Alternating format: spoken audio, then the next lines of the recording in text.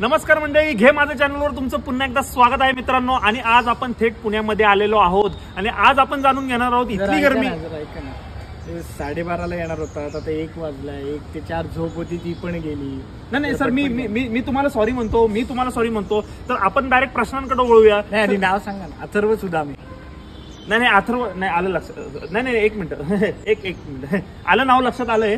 मी थेट प्रश्नांकडे वळतो। सर मला तुम्ही सांगा, हा जो उन्हाळा झाला आणि त्याच्यामुळे एवढी गरमी होत ही, तर त्याबद्दल तुम्ही काय सांगताल?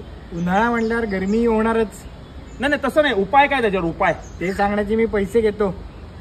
पैसे तर नाही येत माझ्याकडे। पुढचा प्रश्न, मी माझ्या पुढच्या प्रश्नाकडे होतो। सर मला असं तुम्हाला विचारायचं की या उन्हाळ्यामध्ये, या गरमीमध्ये आपण काय थंड पेय पिली पाहिजेत? मी बियर पितो। सर फॅमिली शो आहे, फॅमिली सकट पितो।